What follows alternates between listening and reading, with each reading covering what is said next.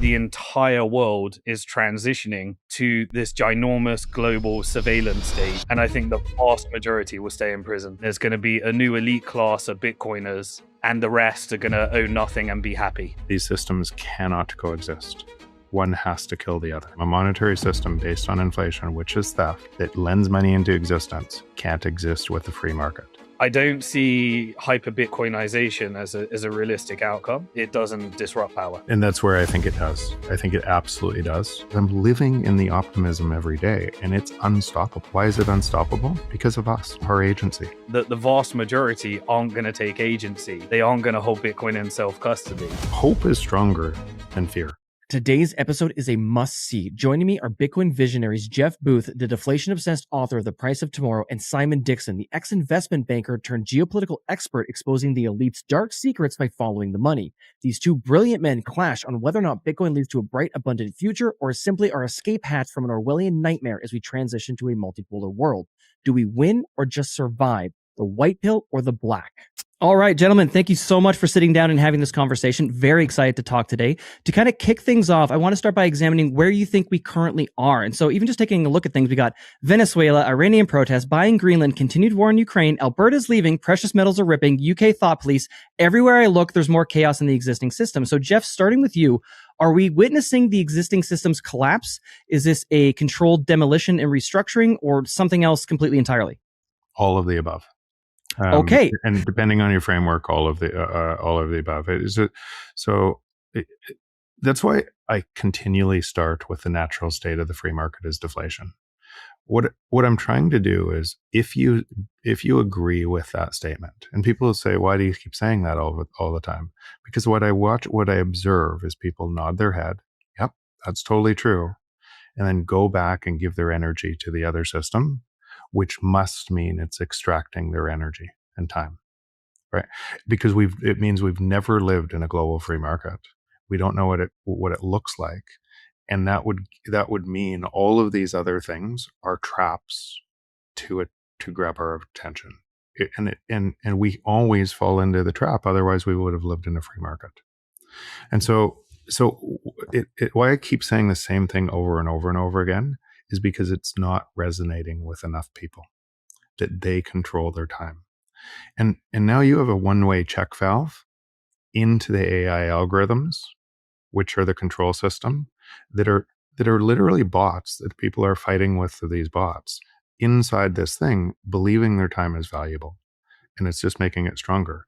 So I chose a long time ago to know, yes, that's going to happen, because human nature keeps on getting, like 5,000 years of human nature tells me that that's going to happen. But I'm going to spend my time doing something very different, doing and building the future that I want. And nobody can tell me I can't. Right? Once you know you have agency and you can move your time, then a whole bunch of people are going to get caught. But so the high level of this is, from my book, from everything I've said for a long, long time, that the system that people are measuring from is going to get increasingly chaotic, because it has to be an exponential centralization against the force I just said that is an exponential free market. And so what would that feel like? It would feel like exactly what you're describing. Wonderful. Simon, your response, your thoughts? All right, maybe I'll just give an overview of where I think we are right now, and then there's some really interesting things to pick up on in there. So as we currently speak, I've been talking for a long time about this concept of multipolarity, and that the West is fully captured by what I call a financial industrial complex that has control over the military industrial complex and the technical industrial complex. Right now, the financial industrial complex is strategically weakening the dollar in order to completely do a strategy of fiscal dominance to pump the stock market as high as they can pump it in a K-shaped economy where the rich are getting richer and the poor are getting poorer. And in order to manage that transition, they're breaking the Japan carry trade. And the Bank of Japan is starting to move the world into multipolarity. By weakening the dollar, they are breaking the pegs to the dollar, and the petrodollar is being slowly eroded into a 50-50 split with the petro yuan. And we are breaking the euro dollar by sucking up all of the dollars that were created in Europe, by challenging the relationship between Europe and America. At the same time, there is a movement to destroy currencies in Central and South America, and launch currency wars so that you can have full penetration of stablecoin, which are going to be deeply integrated into programmable money and build a mass surveillance state. Those are the trends that we're witnessing right now. This is all because America became energy independent, started competing as an exporter. China rose, and China built relationships where it could buy its oil because it needs oil, and started investing in renewable energy.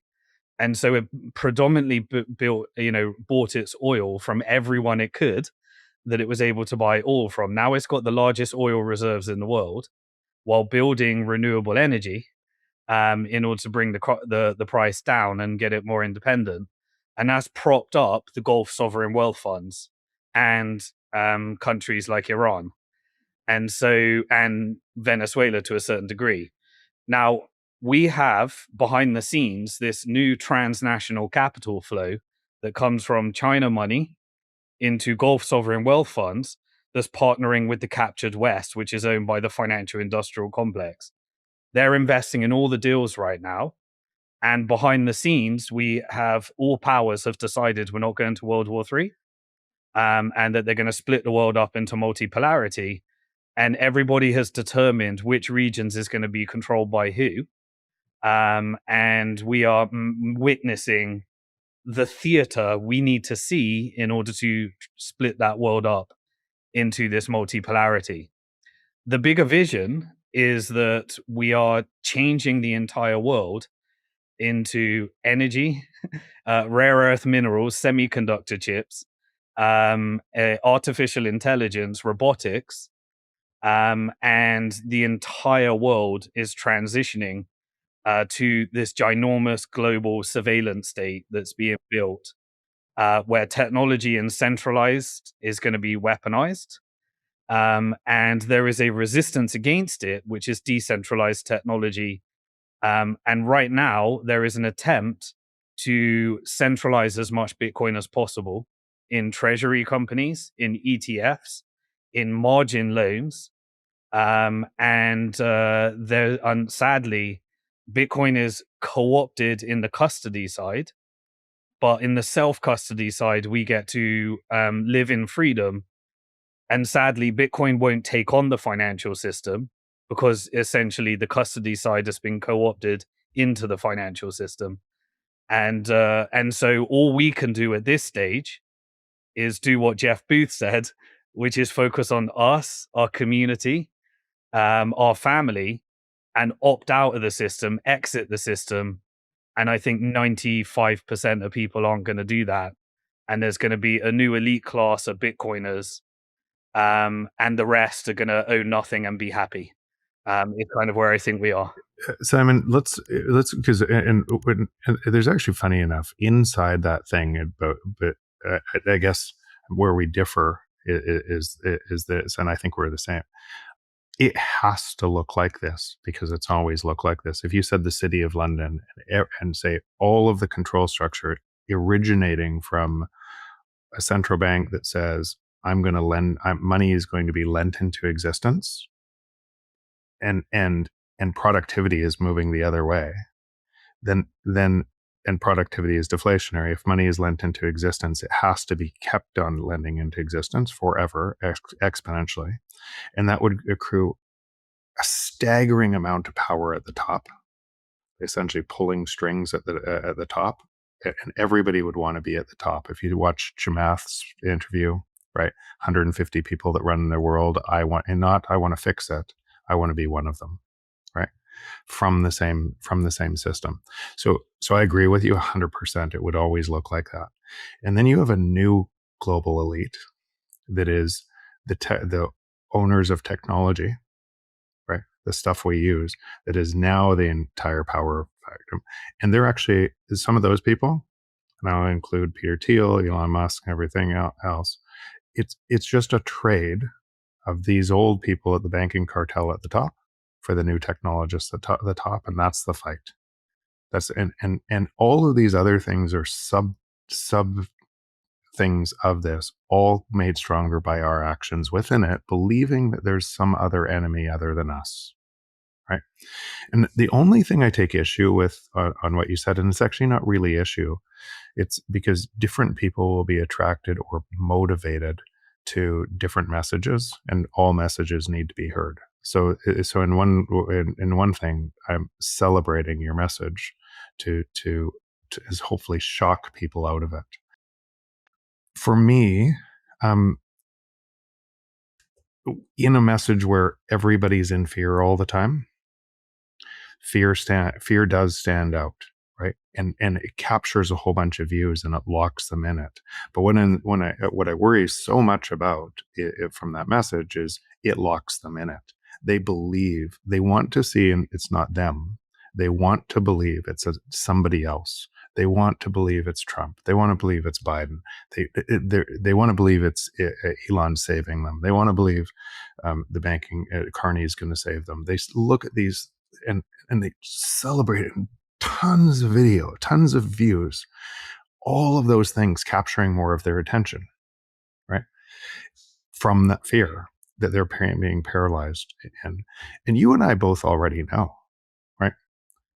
There 5,000 years of human history, if we've never had a free market, then the odds of us having a free market are, you would expect to be very low, right? Because it's always been us and we've always been captured. Gold gets repriced. This is always the same people at the top. It constantly goes back because of our actions within it. And so I ask myself in this, and as part of, and I want to go really deep on this topic, very deep on this topic, because this topic lends into everything else. And so so push back on different areas. But I knew for sure that if Bitcoin was just the open protocol at the bottom, or open decentralized protocol on the bottom, and if people remained in self-custody, that it would fail, right, in time. And why would it fail? Because the surveillance state and the capture, the move to we're for Bitcoin, which most people would be measuring in the broken money, and they would be selling their Bitcoin and centralizing it and trusting that BlackRock and others had their back. I'm not saying these are bad people. I'm just saying that move, if you couldn't kill Bitcoin, you'd have to co-opt it through stable coins, through everything else, through the regulatory complex. You would have to. And I knew if it was just that the version of Bitcoin that we talk about would fail, right? At some point, that system would, with all its energy and its surveillance over us, it wouldn't try right now to cause a chain fork. It would do it at some later date when it's centralized enough and it had enough power to cause a chain fork. And many people that were formally no way this is being centralized would be caught into the co-option and do that, and you'd have a different control system. And this is partly why we created EcoDeath, right? This is partly why I tuned my energy into, okay, you have to have privacy on top of Bitcoin. You have to have transactions on top of Bitcoin. The infrastructure layer has to exist on top of Bitcoin. And this is like 4 years ago that the free market and capital started moving into, and probably before that, right? So what did the Cypherpunk manifesto say?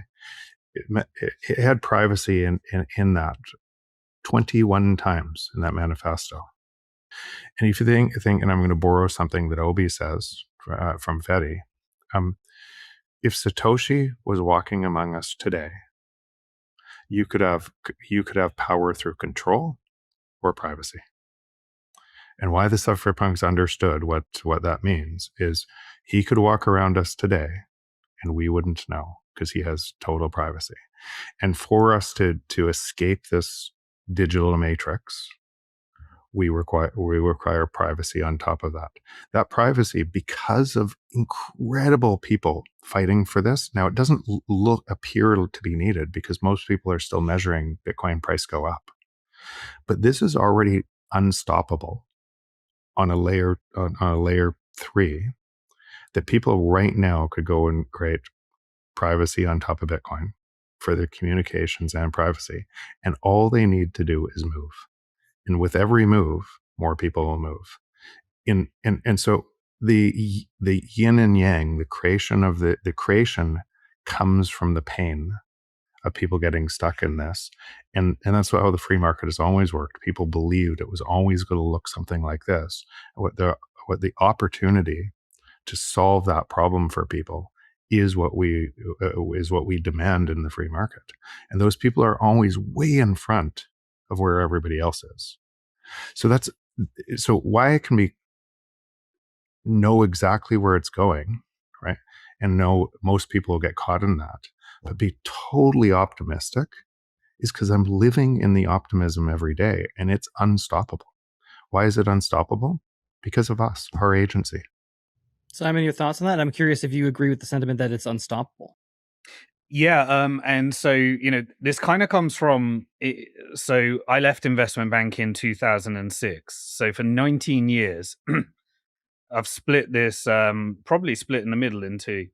So when I first left, I discovered how the financial system really works, and I went into advocacy mode.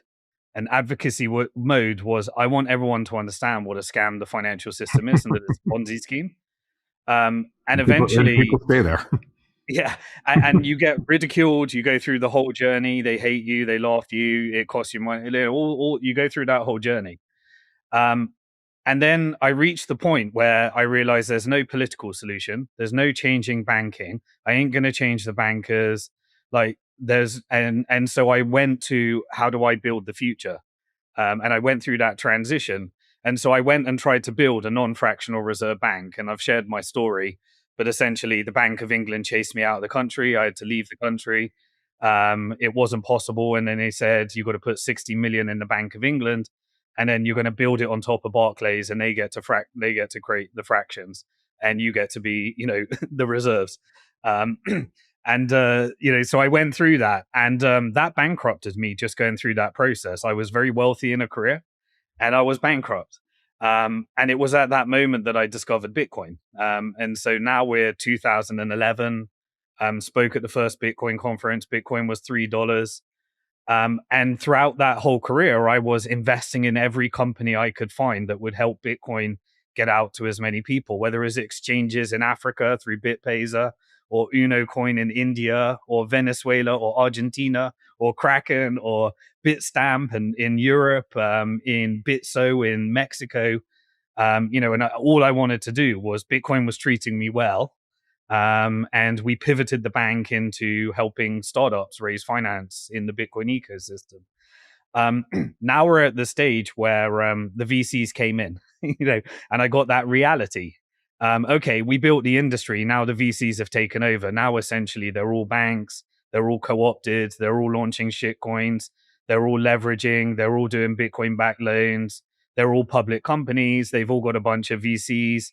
They're all controlled by the financial industrial complex and So regulated. can I pause you? Can I pause State. you there? Yeah.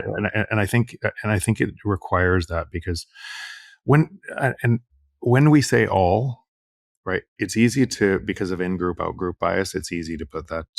I can tell you flat out, we think differently. And I own a VC. I'm founder of a VC, and it looks very different. We play against exactly what you just described. But now if you think about your path through this and some of we all make mistakes too, right? And if you look at both funding Celsius, getting and understanding what that looked like from a bad actor, and then what you did to try to allow people to see the bad actor and help people through this. And a lot of people still blame you for that or whatever when it's not you. You invested in a bad actor. And what it really is saying is our own, not yours in this case, but that bad actor, right? Motivation. Most people will take the money, right? Over and over and over again. And the money is such a thing in the financial industrial complex that you're explaining has always been the money, and people sell out over and over and over again. But what I can tell you for sure is not everybody sells out. And if enough people don't sell out and are creating this parallel ecosystem that is imposing the free market, that is adding privacy, is adding payments, everything else, that is a totally different reality. Now, I understand in what you just said how hard it would be to believe that from a world that everyone sells out, right? But I can guarantee you, right? I can guarantee you this is happening and it will not be stopped, right? And why I can guarantee you that from this, not that the challenge, and we could go through some of the risks. Let's go deep into the risks. But my agency in this thing, as well as most of my people I know and spend time with, are moving this forward. And if you didn't measure in price, if you didn't measure in how much is being acquired by centralized, if you measured in what happened last year into adoption, what happened in actual things that actually broke that can't be stopped already, you go, it'd take your breath away. But most people aren't. They're measuring price of US dollar. Yeah. They're getting centralized. Yeah. And so I think we're at the same place because what I was going to say is that I've been through that cycle of advocacy when it was needed, then it's no longer needed and it becomes just analysis. It's like nothing stops this train. Yeah. I'm not, whatever I say doesn't make a difference. Like you Yeah. don't need Simon Dixon to pump Bitcoin. Yeah. There's nothing I can say that changes anything because we've hit a critical mass. And so then you move to analysis. And once you're in analysis, it's like, well, I'm irrelevant, but what is actually happening? And so what I try to do is help people understand what actually happening. And then it comes down to the same message, exactly what you're saying, Jeff, which is that the vast majority aren't going to take agency. They aren't going to hold Bitcoin in self-custody.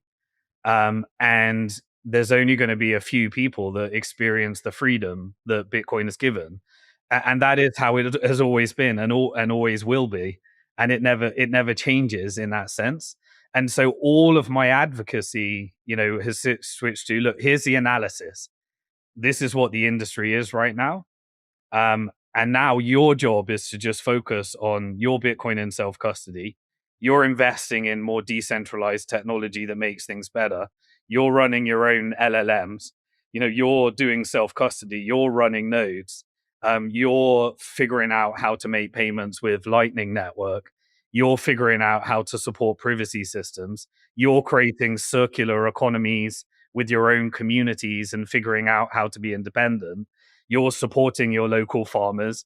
You're Yeah. not buying from these big companies. You're buying from as small to whatever degree you can. You're moving your time to Nostr instead of Twitter. You're moving more and more. You're part both the map and the territory of the emergent system being created.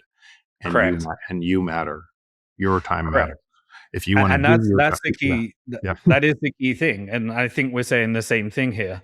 That my whole job now is to help people understand what's happening in the system, because it really scares me that there is a massive majority of Americans that believe Trump's going to make America great again, and that he's not actually supporting this mass surveillance state, and all his money is being made in the Middle East, and that he's short the dollar with Bitcoin, and the West is on decline significantly. And everything he says is to give people hopium that if they actually listened to what he said versus what he's doing, they would realize that they're being led down a path of destruction, of real destruction. And so people need to protect themselves. Yeah. So I would, and again, we get to the same place through different lenses. It's just a matter of how do you take actionable steps to. So let's go one step deeper. And I'm just running a node. I'm Bitcoin. I'm a public figure on Bitcoin, and Bitcoin is an open, decentralized, secure protocol bounded by energy, and it's just that. It's layer one, and it only stayed layer one. What that would mean by the other actions that we talked about is is everything would centralize. You would hear a version of Bitcoin is it's the best asset, right? And you would regulate to it, and you would tie the control system in it, and over time it would centralize more and more and more, right? It would have to, right? Because you have a broken money system that is the opposite of what free market and technology should be, making prices higher, that has to make prices higher or fail, right? Or reset and do it again, right? And so that would have to accrete more control faster. And if you're part of any part of that, Bitcoin is just an asset. You're part of that without knowledge of it. That's what you're saying, right? And then that would develop so much surveillance because Patriot Act, all of these things are designed to have surveillance into the thing that's being centralized. That would have so much surveillance that it would be a real risk at some point down the road to run a node, right? Because you can imagine a surveillance state with the likes of Palantir, everything else. It's moving more and more faster and faster because of AI. The AI should be a productivity driver, that everything's getting cheaper in your life, but it's the opposite. But you're operating through that. That would have to create a risk at some point. And because most people, because Bitcoin moved ahead, and everybody was running nodes, and everybody who understood it, cypherpunks understanding this a long time ago, knew this risk, and they drove this out, and you were one of them, and they drove this out, and there were too many nodes, all distributed around the world to try to co-op Bitcoin. But if you knew that and you were playing a different game, what would you do? That's kind of where I ask all the time, and all of your control came from stealing from other people that didn't know they were celebrating your control. You'd do the same. That would be the risk. So how would you prevent that risk? You would have to create effectively Lightning, Liquid, Spark, Arc. You'd have to create a layer that this became a medium of exchange. Now you have a different frame of reference. You have part people in a frame of reference as I just want to make money in the system of control, right? And you have a different frame of reference that this is becoming a new protocol stack of the world, that it's repricing everything, and all productivity in it is essentially you have, by owning Bitcoin, you own a piece of the universe, all of us, all of our productivity flowing to you. As more ideas flow, it keeps on happening. But for that to exist, it would have to be money. It would have to be, and for it to exist as money against this control system, it would have to develop privacy. So now let's look at through what would happen to human beings through this lens, and all of the different time periods on how this would go by. If you first saw it as only a technology, and technologies come along that are winner take most, until a new technology creates a new winner take most, you would easily look at Bitcoin and you would say, you'd be Vitalik, and you couldn't change Bitcoin. They wouldn't let you. So I'm going to create a new technology and essentially defraud everybody and say my technology is better than Bitcoin and everything else. And a whole bunch of people would believe that because they were really chasing money, right? They didn't understand it as a protocol stack, and they saw it as a technology. And their view of what the new thing was would influence them. Bitcoin would just keep on marching on, right? You could, and that would happen over and over again as millions of coins, and other people did that, but unaware of what Bitcoin really was. that there is no second Bitcoin. Now you take an asset and a view of an asset, which would be perfectly relevant of money has always concentrated until we've changed money, and money is always a piece of paper, an instrument on top of that thing that consolidates. And from that view, what is an asset, right? You need an asset backing money because you could never store your money in money, right? That's why, right? The asset allows you to disrupt the, right? And so and the way the world's always looked, but that would be a really strong mental model for most people caught in that same mental model, right? And so they would naturally, with not good, bad people, just get caught in that mental model and believe that mental model because it would fit with their mental model of what the world would look like, and it would reinforce to them. So now what's the risk to that mental model? And what if Bitcoin wasn't just that? It was a protocol developing in layers. And that protocol developing in layers added privacy and added these things to privacy. Then it would destroy that mental model in time. Because as that mental model gets centralized and people take more risk to the Bitcoin, there won't be less Bitcoin. Here's why.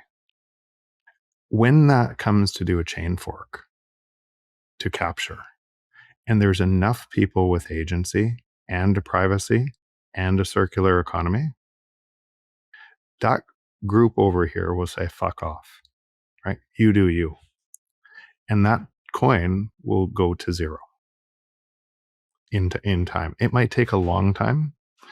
And that's why for at least for me, I can't give any of this other stuff any credit. I'm going to go do the things I'm going to do in the new world. I'm going to build there, spend my time and agency there, accelerating that ecosystem. And hopefully more people join, right? But there's already enough people there, I suspect. Not that some people won't try to change this and everything else. There's already enough people there. This is everything I just described will happen in time, for sure, because human nature demands it. Yeah, my confidence in Bitcoin succeed, it's like, it's 100%. That's Yeah. unwavering.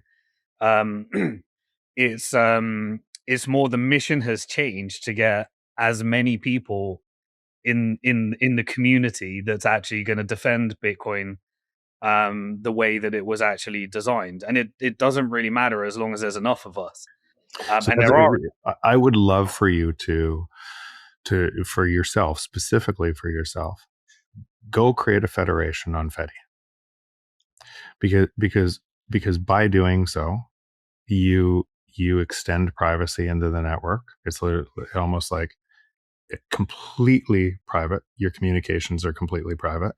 Anybody that you're that's in your side, your federation, is also completely immune to everything. They have privacy in their communications. They have privacy in their money. And it's another layer on top of Bitcoin. We could, but that's just one aspect of this. But you can now imagine. Now, the reason that Bitcoin stayed decentralized and secure, bounded by energy, is the nodes. So now, what if you created all of these banks, hundreds of thousands of banks that are all tethered to Bitcoin, but all completely private, and nobody can hack them? It's impossible to. Every single one is like a node in Bitcoin that extends the nodes into another layer, and that was 4 years of brutally hard tech to be able to deliver that when it needed to be delivered. And I think most people today don't even understand what it's already there, but it's impossible. It's open source. It's already literally impossible to stop. I couldn't stop it being on the board if I tried. And so the more people that use it, the more it expands, and you create a network effect into freedom. I want to pull apart there for just a second too, because I want to get some clarity on something. your guys' view on the future and kind of where we're going seems mostly aligned, but I want to make sure that I had one point confirmed. Simon, in your outlook of things, and Jeff, correct me if I get this wrong, I'm kind of interpreting, Jeff, more of yours is that the new system will impose a free market on the existing one. And I'm kind of interpreting that as that, like, essentially the old system will fall and collapse and will basically everyone will be into the new system. And Simon, from your perspective, I'm viewing it more as Bitcoin is the escape hatch from the existing system, but does not necessarily take out the existing system. Like they might exist in parallel, or it's your way to kind of survive in that time of tyranny. Yeah, so I believe that we're witnessing the fall of the West, which is propped up by the dollar, and we're moving to a multipolar world. That doesn't mean the world collapses. It means that capital flows to a new power structure. And so most people would analyze from the perspective of if America ends, the world ends. That's a very American centric view of the world. What it means and what is happening right now is there is a capital outflow, and other currencies are being empowered as America's being weakened. The dollar's being weakened, and people are escaping to escape valves. We've got a short squeeze on the paper contracts on silver. We've got the central banks selling off their US dollars and treasuries for gold. Um, and then we've got an attempt to centralize Bitcoin in the key moment. And it's interesting because the short squeeze you get in silver, you've realized that the financial industrial complex built everything they need to short term oppress the price of Bitcoin. Obviously, I have no doubt you can't do that long term, and we have Bitcoin has its moment, but they've built all the constructs to control the short term price of Bitcoin right now, and we're just witnessing a new set of fiat currencies that will all go through their same cycle, and a paper derivative complex built around Bitcoin and the financial powers hedging themselves. So it doesn't matter what happens to Bitcoin, they'll be fine. Just like they are, it doesn't matter happen with gold, they'll be fine. So I don't see hyper Bitcoinization as a realistic outcome. I just see it as a way of boycotting the system, exiting the system. And if you hold it in the right way, then you get to stay away from power, but it doesn't disrupt power. I think, and that's where I think it does. Like I think it absolutely does. It's but that power gets disruptive for us by us choosing our time within the new system, and more people choosing the time, and we're very early in that. And so all of the things you described as people give their energy to those people, not realizing it's their energy, it's them. So how can they complain about somebody else when it's them operating in the system of theft? Until they realize that and move to the other side, all of these things will happen, right? All of the things you described, they're just going to be chaotic. And I can't tell you where, what, how that looks because it's impossible. I've said that many times. How do you measure which snowflake caused the avalanche, right? It's going to look like this, and it's going to be more chaotic as this new system emerges throughout the world and more people can just free themselves, but don't know that they can free themselves. Yeah, I guess I see more of a Pareto principle with the what will be the percentage that will free themselves versus who will stay in prison. And So I think the vast majority will stay in prison. But let's go there. I think actually at first that's true. But if you think about your journey to get this understanding, my journey to get this understanding that I was in prison, that I thought I lived in a construct that was a free market, that wasn't my own journey, and me deciding. So then in that, I have to also realize I was once they. They are the same as me, right? We're all so that I'm no better, no worse. Made the same mistakes. It was such a big idea that I'd never lived in a free market, right? And all of my construct of the entire it was hard for my own cognitive dissonance to understand and then let go of and then choose. And so if I had to do it and spent 15,000 hours trying to kill Bitcoin and what I would do from all of that power, right? And what it would look like on the other side, then I suspect a whole bunch of people have to do the same thing. And that's us moving our time to the new system. So I'm no better. just earlier on that path. That Pareto principle cannot coexist. These systems cannot coexist. One has to kill the other. And it has to. That's why privacy is so important.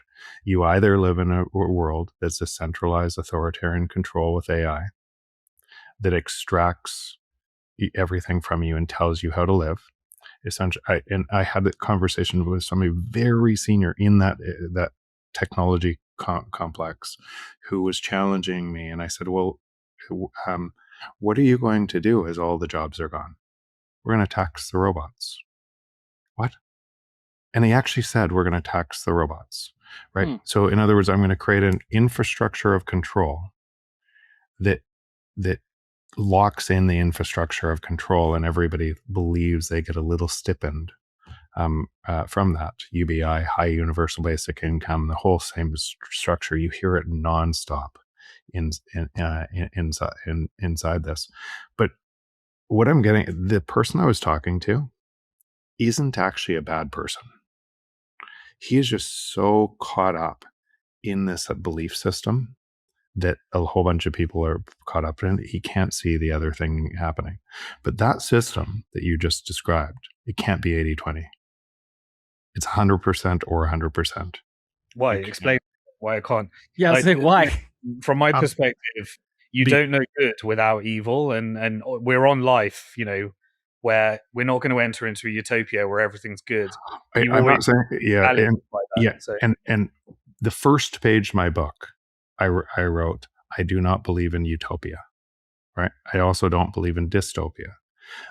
Human in us, in each of us, we have both, right? Wouldn't you say in the world right now there is dystopia and utopia? I think it's a matter. I actually truly believe it's a matter of your perspective. Your view is responding back to your view. The world I see right now, or the world I see right now, and most of my time is truly in love and abundance. And it reflects back. That's true, and we're seeing Palestinians in Gaza that were literally starved, bombed, and they still have their faith in God and their but so it is definitely an internal game. But there are people that are living in dystopia because of fiat currency, while others are living in freedom and utopia. What I'm saying is that systems cannot coexist.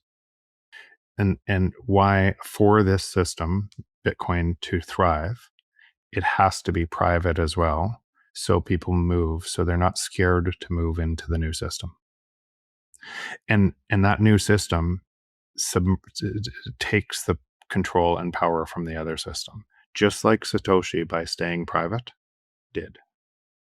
It ultimately kills the other system. But an inflationary system, a monetary system based on inflation, which is theft, this, right?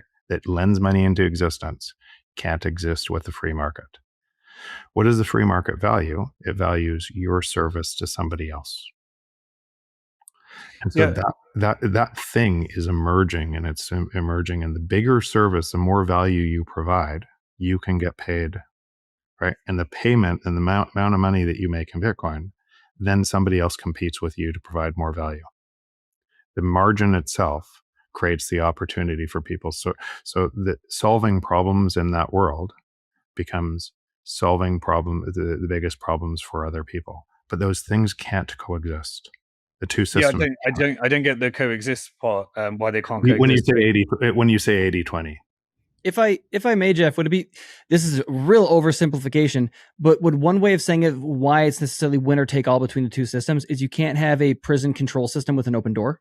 Yeah, that's it. So the more that the control system exerts its power, and if you look at, and I'm just using analogs for this because there is no one to Bitcoin. We've never lived in a system like this. But if you look at what happens in very authoritarian countries, dictatorships and such, and you look at their money, that people say, here's the exchange rate, there's always a black market rate. Right? Still a sub in the overall system, but what that black market rate is, the real rate, is telling you what people to people are doing to try to get around it. So now if you have this totally different independent system that's decentralized and secure and private, and people and this is where I need to say, what Simon's saying will happen, right? People will get caught. They'll get caught again. They'll get caught. They'll take Bitcoin loans. They'll get caught in this. They'll give away their Bitcoin. All of these things will happen. I'm not dissenting that at all. But as they blow up over and over and over again and redistribute to the people who just moved, more people will move. And in time, more people will move. And they will see that they can actually spend their time in an honest network that's growing, and they'll want to be around. And it'll create such polarization between different nation states, power brokers, that today it will threaten those, and they'll try harder to lock them in. As they try harder to lock them in through all of the same types of things Simon's saying, it will create more value for the people getting out. Right? That's the way the free market works. You will not. So the only thing, the caveat, is Bitcoin stays decentralized and secure. And so if that's the only thing that's a caveat, then where would the risks of centralization be? And that's what you have to explore. Yeah, I guess what I'm saying is, like, I've never seen a capitalist economy or a communist economy. It's always a hybrid economy and a degree of socialism. Sometimes it's socialism for the poor, other times it's socialism for the rich. And we have these different models, but I've never seen a free market. And the if you look at, for example, let's say gold, we know the limitations, and Bitcoin addresses those limitations, but you had gold. You then had, a shitcoin that was created on top of it called the pound. And then they rinsed the pound. And then they created a new node in the Federal Reserve. And then they created a new shitcoin called the dollar. Totally agree. Um, That's gold city of London. But if you look at that, gold just centralized into fewer and fewer central banks and nodes in the end. So you came to the same thing that I came to. If Bitcoin centralizes and this other thing doesn't happen, it will fail. And when you say fail, for a bunch of Bitcoiners, they will feel rich inside the new system of control until this surveillance state makes them not rich too. So in that, you said it just like gold did. But what you also said, and this is where it's so important, we don't have a mental model for the free market. Every ism that you just said, communism, socialism, and everything else, is a construct from the control system. And all our books tell us, and everything we've ever read in the past, tell us which side we're right on while making the control system stronger. It exploits us over and over and over again. Now, why we go to war, why we believe it's those people, and why we constantly do this, and nothing changes at the top, which you explore really well, is because we've never actually had a global free market. We've never had something decentralized and secure that imposes, not might imposes discipline, that decides. Now, the only caveat isn't how we think about this. The only caveat is it stays decentralized and secure. So now you spend all your time, how do I make sure it stays decentralized and secure? How do I make sure I invest in privacy tech? How do I make sure that I'm helping people get to their agency inside that system? Because it's the only thing that, and then even though we've never had a mental model to describe what I'm saying, that is, if you just carried what a free market would look like, that is the world you live in. Yeah. I guess, yeah, the closest to a free market that I've ever lived in is when I was full Bitcoin in self-custody. I moved to an island, I built a castle, I stay, and that's the closest, but I still have a degree of social contract that the government's going to keep the island safe. Totally. And there's still a certain degree of, I need to make sure that the farmers are working and that the electric and the energy comes into the island. And there's a bunch of things that can really mess up my free market. But and I guess what the first thing I think is worth framing for now is that either way, whether I'm right or Jeff Booth is right, Bitcoin still succeeds, right? It's just we're talking about the degree of success it will have. But there is a real thing that we need to be aware of, that either, if I've understood Jeff Booth's forecast right, we all end up there, or we don't, but we all need to have a core community using Bitcoin the way it was designed, and investing in all the things that, keep it what Jeff Booth was just talking about. And I guess you have a mental model that the superior will win and everyone will end up over there. I'm just thinking a minority will end up over there and it will still be fine anyway. Yeah. So my mental model isn't I'm in time. People will do this because it gives them better benefits in time. But what you described as your castle on the island and everything else is, if your castle on the island, and this, it relies on a central control structure that gets worse and worse and worse. You're not safe with the castle on the island, is what you're saying, and it's true. Yeah. And the point and you have to look at through every other model of humanity, right? The free market cannot be exploitative, because you choose what gives you more value, and the entrepreneur who solves more value wins. You win, and society wins, and prices fall. It cannot. It's impossible. There's no way to create monopolies. There's no way to create your idea of communism or socialism, which are constructs that aren't the free market, right? Capitalism is not today capitalism. It's crony capitalism that's an exploitation of that same thing, with a belief system of a whole bunch of people that think it's the opposite, right?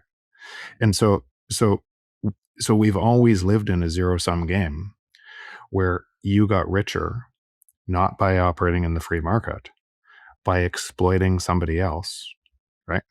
Living in a zero-sum game. They had to get poorer for you to get richer. We took gold, we took Greenland, we took other things. we take countries, we put them in slavery.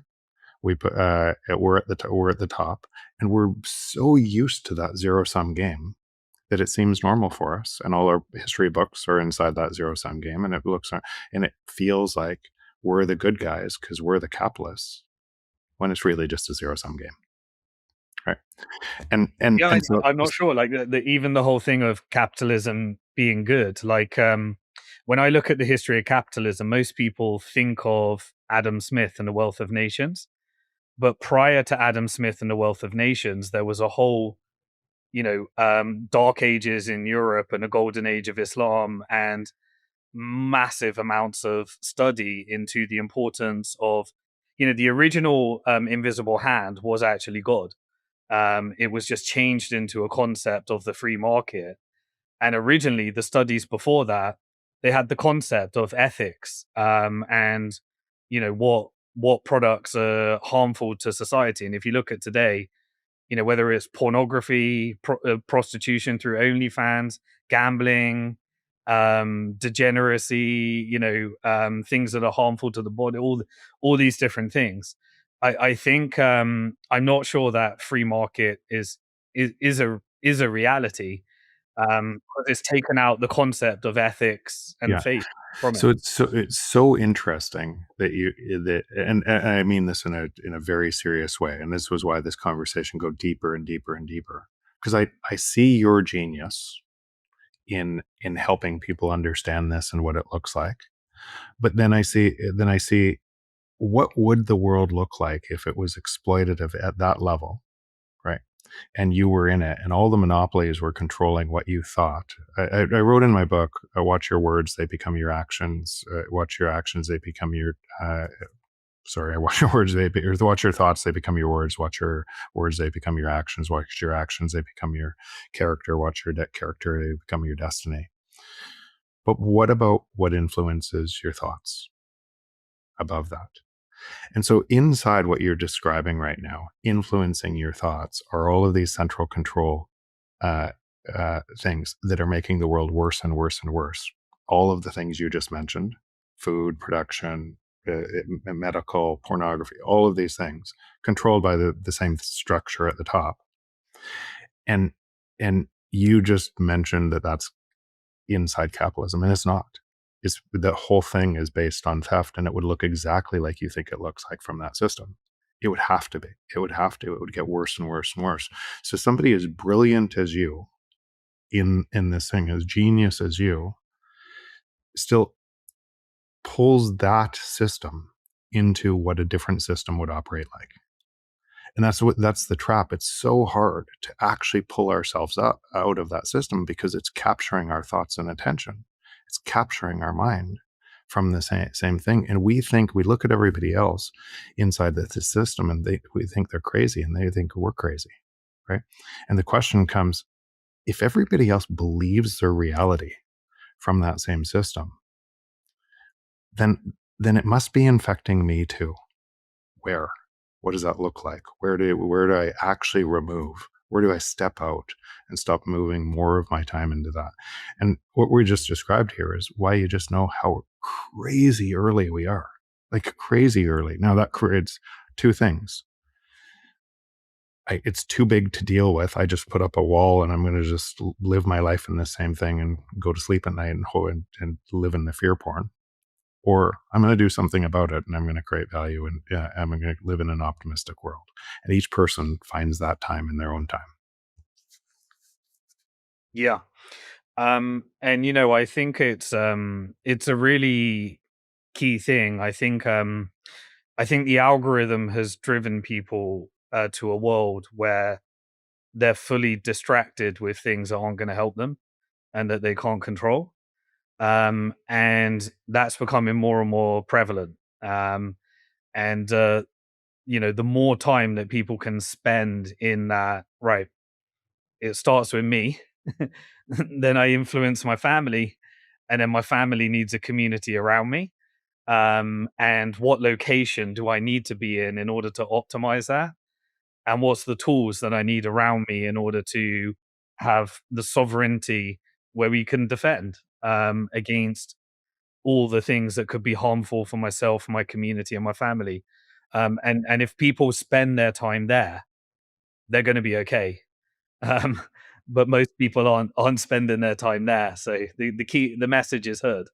If I may, I want to just throw an idea in there because I'm absolutely loving. You have no idea how much I'm loving this conversation, especially because I came to Bitcoin as an ANCAP beforehand, not after the fact.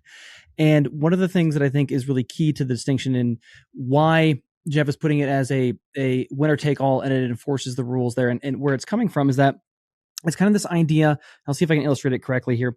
Is that if Bitcoin remains decentralized and secure, and it's held in self custody and it's private as well too, then that means that any interaction, any transfer of Bitcoin between people has to be voluntary, right? Exactly. And so the ethics and morality of voluntary consenting exchange is baked into the base of the protocol. It's no longer a choice to act in a moral or ethical way. You have to, because you cannot take it from them. And the net consequences of that, which has never existed in human history before, is phenomenal in the sense because when you have real wealth creation, the reason, like, all value is subjective. We all know our Austrian economics, we're all good there. All value is subjective. So wealth creation results from when both parties have a perceived increase in value. And the only way that you would ever exchange your Bitcoin with those conditions met is because you saw an increase in value and they saw an increase in value. And so it takes consensual value exchange and wealth creation and bakes it into the base protocol where it's no longer about whether you choose to act in a good and moral way. It's literally enforcing kind of cooperative ethics on the population at large. And Nathan, if you just carry that forward, that's why it's such a risk to the existing control system, no matter where that control system exists. And what we have to recognize is our time within that system. And if we're spending in that system and we're doing everything in that system, we are the control system. And so it's that, as hard as that it was, it's so harsh. But the mental model that what you just described there is also true, right? And we each in it now. It only comes down to agency. It literally comes down to agency. And so I watch, even in Bitcoin, I watch people. Let's say your amount of time in a day, right? Let's call it you have 14 hours in your day, and I watch people spend the majority of those 14 hours inside the other system, feeding the beast of the algorithm. And then I watch other people just do something. move their time. And the people that have moved their time, and you're one of them, right? And others that those nodes that have moved their time are providing value to other people. Now, you could do that any way. You don't need to wait for me to do something. You could provide value to somebody else. You could start a meetup group in your own region. You can tell your local store to, hey, if you accept Bitcoin, I'll start paying in Bitcoin. You can start, and then the next store, and the next store. And I'm watching people do this around the world, and they're creating crazy value, and their lives are expanding. And then I'm watching most people, to Simon's point, get stuck in the algorithm. And both choices are available to both people all the or any single person the minute. And so people often ask me, well, why do you feel so confident? Why do you feel just like Simon? I know this is going to be true. It's because I'm not just influencing. Like I'm both being a part of the world I want to see and influencing the direction of the world I want to see with my most valuable thing, my time. Why would I spend my time in doing anything opposite? Simon?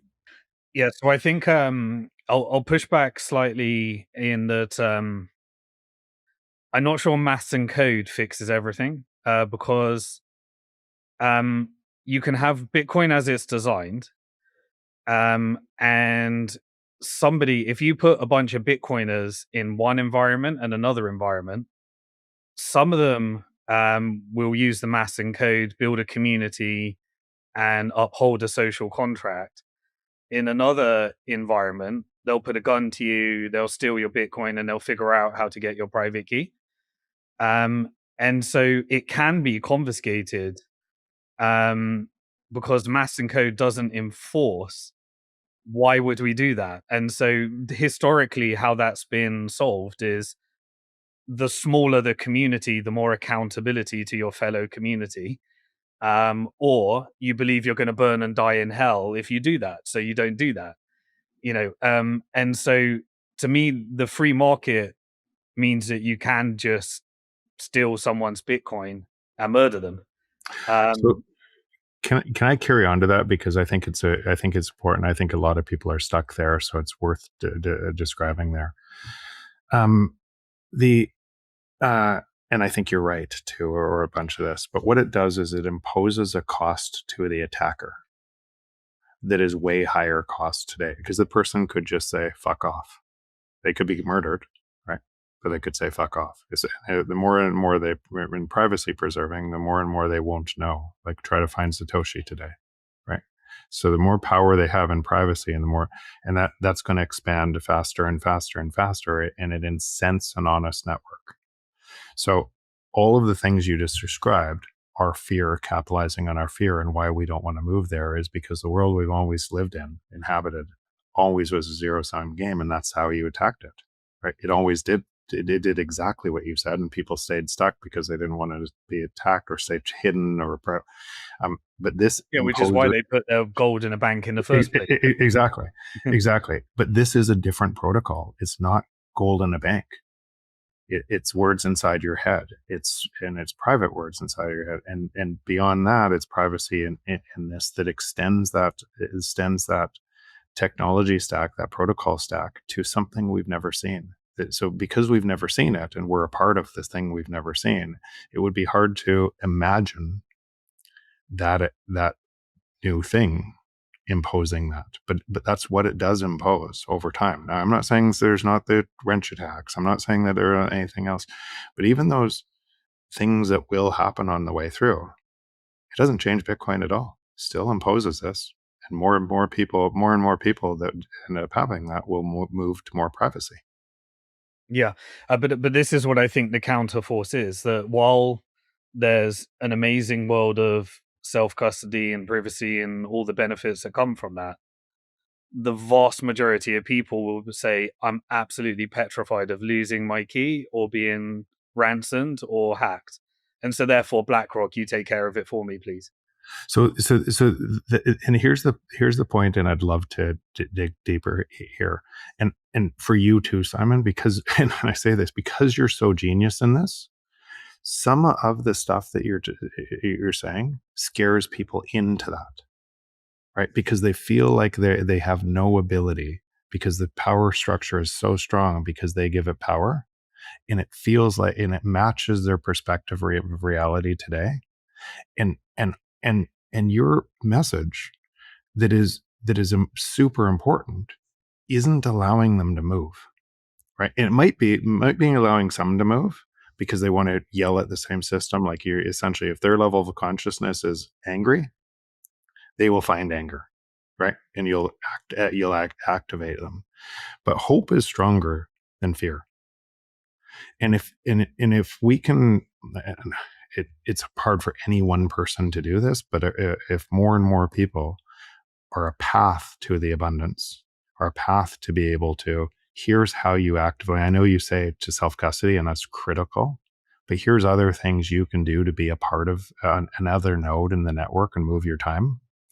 You'll anchor your whole message, and you'll expand your message to give the path to all of the people that are attracted to it. Yeah, and I think there's an element of team effort here, and that's why I think we're a good team here. Yeah.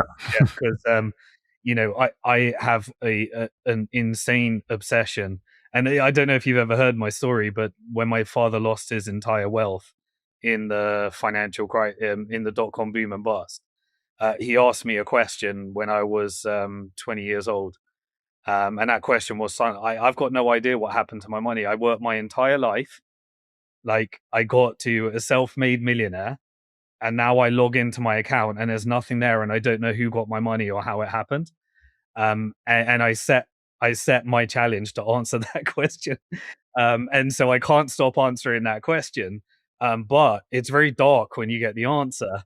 And Bitcoin took me out of the darkness because I said, look, I can't take down the banking system. I can't change the politicians. I can't build on top of this. Here's all the regulations. Here's all the things. Here's all the barriers. And everyone that I've seen that even created peer-to-peer lending, they ended up just becoming a bank and Yeah. borrowing from a bunch of fund managers, and doing the same thing. But then there was that, understanding the technology construct of Bitcoin. And so you're right. You take your hat off, and you recognize that there's this solution. We need to advocate. We need to invest. We need to nurture. And it's about the combination that. And when you're ready for that, go listen to Jeff Booth, because he is living in that world, and I think it's working for him. But I can't get out of obsessing over what's going on in this world. Yeah. So it's interesting your part, because my wife said, "How can you know how bad this is?" Right, same as you, right? How can you investigate this and then almost move to another level to pay no attention to it because you can't do anything in it? And I said, eh, when we young kids, we planned for our escape from a house in the fire, right? Even though that we're not expecting the house to burn down, right? So I know what it could look like, and I could spend all my time, and I know what it does, and I know that what happened to it, just like you, once you chase that down to the sand, um, and for me too, I went through almost this anger or what, and a whole bunch of these other, like, are you kidding? Like, and you think about the death and destruction of it, and that they what could be versus what is, and the world, and it wants to keep you there. And I understand it very well because it wanted to keep me there. And I tell this story often, that I was on all these boards in the existing financial industrial complex, and that world, talking about Bitcoin as an escape, realizing, and it was like somebody punched me, in my own cognitive dissonance, and everybody's celebrating me in Bitcoin as I was not congruent in who I was, right? And I felt like in such a fraud, or the how could I say this and know this and have a hedge against the system I'm making stronger, right? And that thing in me that's why we created Ego Death Capital, right? So that, and we're not perfect. We've invested, like, we're going to make mistakes. We're going to do things. I'm going to advance that, and I'll continue to make mistakes. But the change in me that I couldn't see this world from the other viewpoint makes me understand why others can't too, because they're still stuck in they're still stuck in the exhaust of the other system, and it doesn't make me better, it doesn't make me worse, it doesn't make it just it's such a hard thing to go through, especially when you're, because I'm exactly like you. I followed that down. I watched what it did to people in my family. I watched what it did to my parents, watched what it did to other, and those were the winners. What about the people in Africa? What about the people in Palestine? What about the people that are the losers of that? And I was a part of it, right? And you're a construct in that. And so now when I said agency, it's our agency, right? And no, once you know something, now do you activate to do something about it? Yeah. I want to, if I may, Simon, I just want to jump in, and then please, I'll get your response as well too. But on that note of what do we do about it, I'd love to know, because we're looking at decentralization, secure, and privacy. And so, Simon, please, I do want your response, but also if you could touch on what are the threats or risks for decentralization, and what should people do to actually help enforce it or improve it? Yeah, I'll answer that, and then I'd like to ask, move the conversation in a direction that I think Jeff's got some experience in as well. Let's do it. Well, anything that centralizes. So one development team, you should have competing development teams. One implementation on those, you should have competing implementations on those. An ETF is just issuing you an IOU. You don't have any Bitcoin. In anything that a treasury company, a shitcoin, an alternative, a cryptocurrency, anything that's not Bitcoin in self-custody is a centralizing force. A miner that goes, if all the miners go into one country, we had everyone in China predominantly, and now 40% went to America. If they all become public companies, that's another centralizing force. You need private versus public. You need geographical diversity. You need sanctioned countries and non-sanctioned countries mining. You need countries that hate each other mining. I believe that if multipolarity and competing fiat currencies creates a better environment for Bitcoin. At every layer, you've got developers, you've got nodes, you've got mining, you've got the companies that become influential, and then you've got the things that are built on top. These are all a constant open source boardroom of spectrum that we are either getting more centralized or more decentralized. But it's, as long as they all don't go centralized, we've still got Bitcoin, and we always need to attack that spectrum. One thing I wanted to discuss with you, Jeff, is something I went through, and you've probably been through this journey in venture capital as well. Is you go through this phase where you want to invest in things that make Bitcoin better and further the mission of what you're trying to do. And then suddenly you get into the reality of, now I'm dealing with humans that make bad decisions. Now I've got counterparty risk. Now I've got someone that needs venture capital funding. Now Silicon Valley can change the mission. Now I've got somebody that wants to go public, and now they need finance from the TradFi players. Now they need to work with a bank, and then you go through, and then they need licenses, and then you got global licenses, or you got a company that can get hacked, and you end up going through. And this is the journey that I've been through. I look at my portfolio of over 100 different investments that I made, and I look through them all and just say, boy, do I wish that was Bitcoin in self-custody every time I have to pick up a call or email someone or do something else. And you go through this phase where, do you know what? I can't be bothered to make another investment, but I have to, because I really want to support the next phase. But it comes with all these hassles, because Bitcoin in self-custody is, I don't have to deal with any of those problems. Yeah. So you were what I would say is your version of that. You were earlier in Bitcoin than I was, and your version of that, Bitcoin couldn't move into a payment rail at that time. Couldn't allow privacy. It couldn't be the protocol stack I'm describing. So that meant if you were on top of it at that time, you were just either centralizing Bitcoin, um, or or part of the financial regulation that would it would have to look like that. I came in at a different time, and I knew all of these things would happen, and I look at Bitcoin as my hurdle rate, and I would never invest in anything in Bitcoin unless I could beat my hurdle rate, and the only way to beat my hurdle rate is to acquire more Bitcoin, by doing that.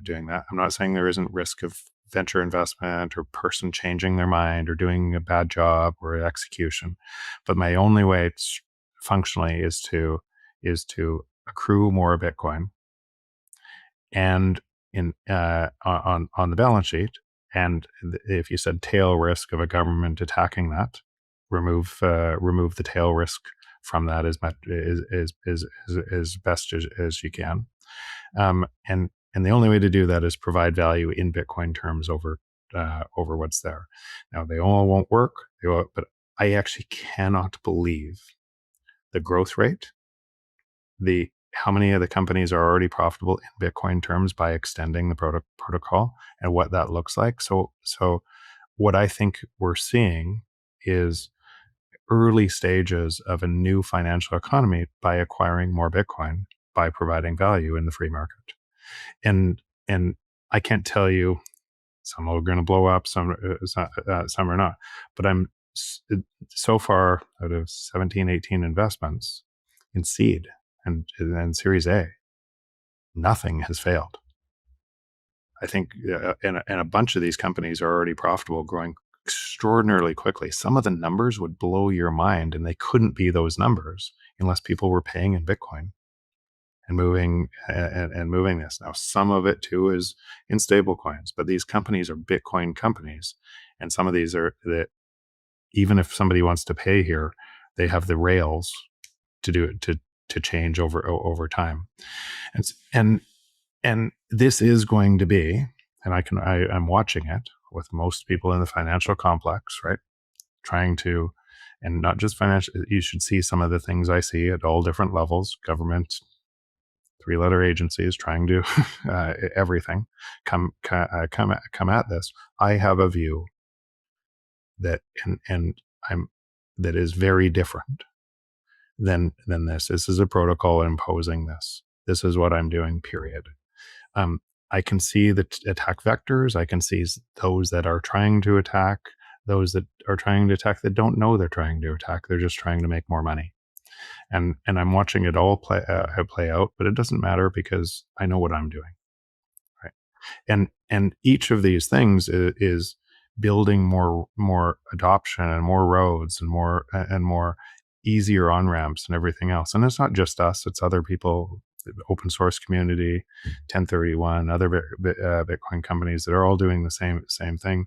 Nathan, BTC Sessions, Alex Gladstein, like the amount of people all over the world that are adding their voices to this network. It's exploding. And then you go to these circular economies and you see they're buying local foods and it looks so much different than the paradigm of the control structure, and it's getting easier and easier and easier.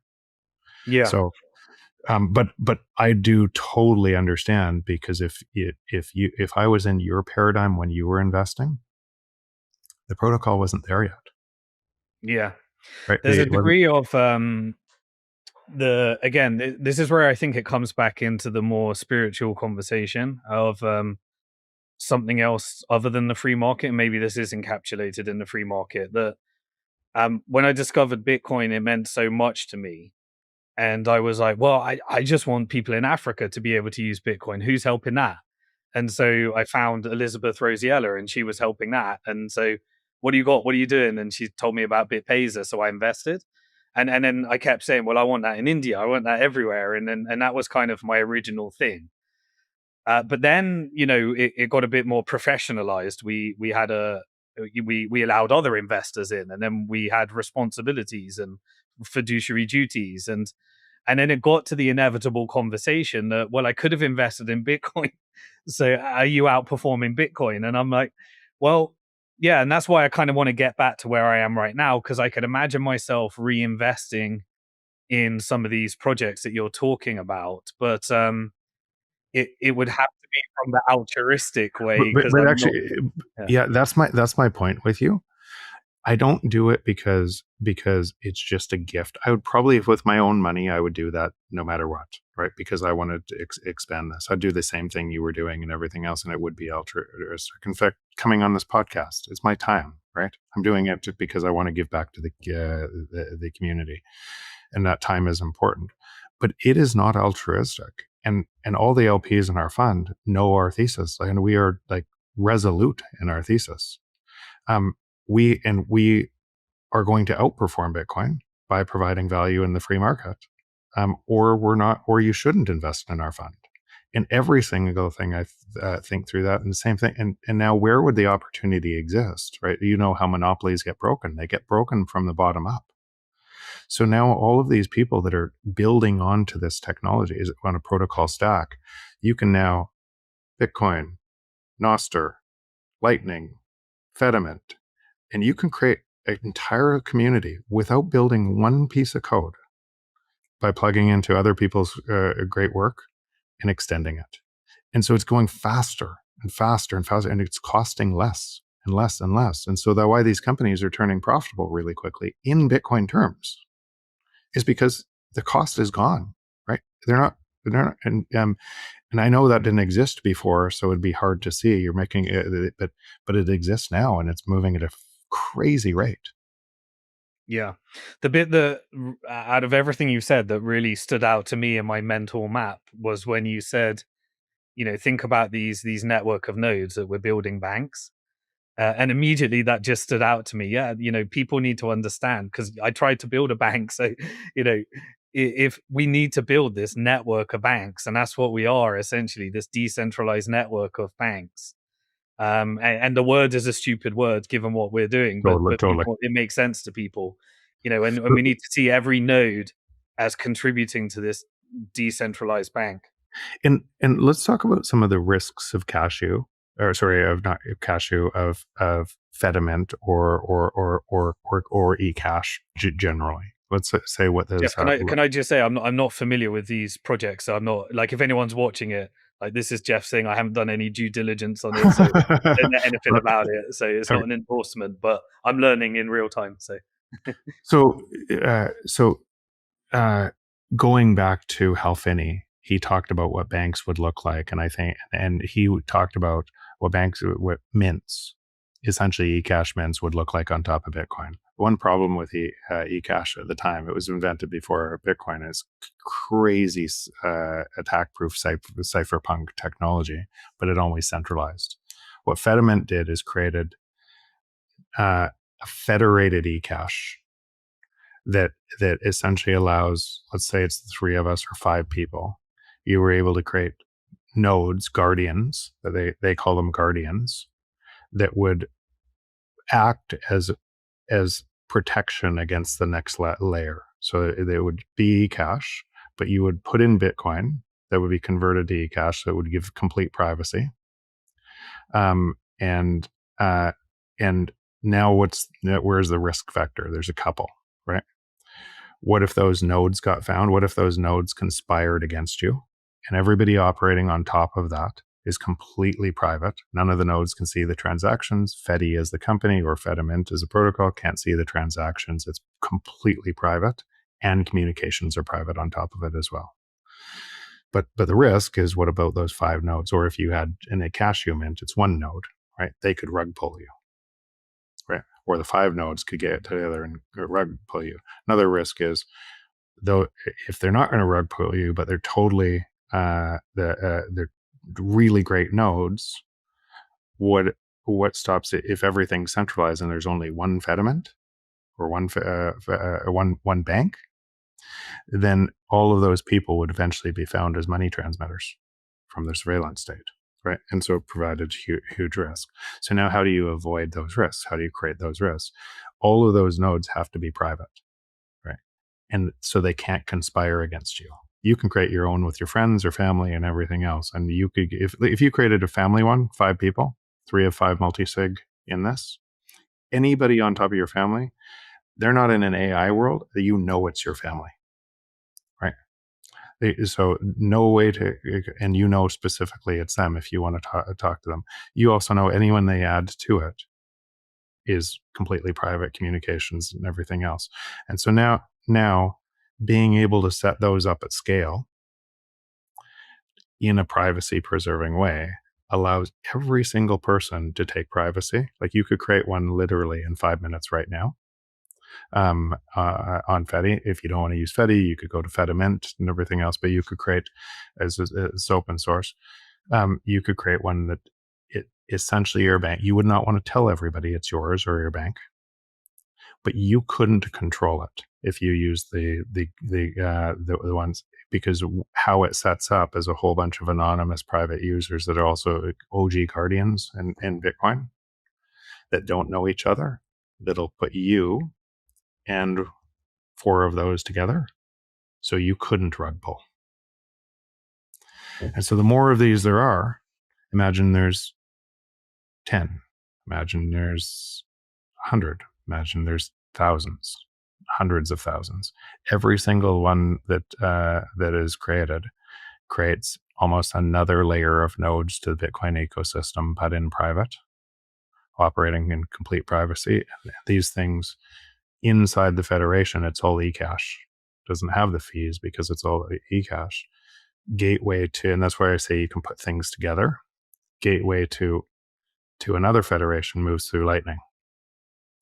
Gateway to anything in the physical community and everything else moves through Lightning, and you wouldn't know the difference. It just operates. So it's become my primary wallet and one of my primary communication devices for people that are close to me, because it needs to be in a world that's centralizing faster and faster over here. I need to get out and I need to protect more and more what's happening. And if I'm not mistaken, Jeff, too, just for Fedi in particular, the chat is powered by Matrix in the background, and the ID is powered by Noster as well, too. So you got that layer of protection on top of it. And again, what Simon's hearing for the first time, because he's not inside that, right, is, and I'd love to get you more inside. And that's not just Fedi. There's a whole bunch of privacy tech and a whole bunch of different paths to be able to what we're talking about. And there's more and more all the time. What I'm talking about, though, is the resolve to the problem that exists because of what you talk about, that had to exist to prevent what you talk about. Yeah. All right. Well, I think we've given quite a lot. What have you got anything else you wanted to go through? Well, yeah, there's one more thing I'll just throw in. It was nice of you at the end on Fedi there, because the last thing I want to end with, of course, is that common call to action. What advice do you have for people? How can they protect themselves? And particularly, we talked a lot about privacy. So, Simon, I'll start with you, and then Jeff, I'll go to you. If there's basically anything that you want to make sure that you're imparting on the audience, that go do this today, or check out this tool, or something that you think would be beneficial for all of us themselves and the Bitcoin network. Yeah, I think I spend a lot of time on X, and I've got a Nostr account, but I still end up where the network effect is. At some point, we are building our social credit score. I'm very aware that I am. I know what I know this is going to come back to bite me in a big way. So we need to figure out how we're going to manage that transition, because it's these centralized tech is becoming incredibly problematic. I think the big thing for me is that I wish I could believe that everyone ends up here. But I still believe that it's going to be a few, and that we're going to be in a hybrid system.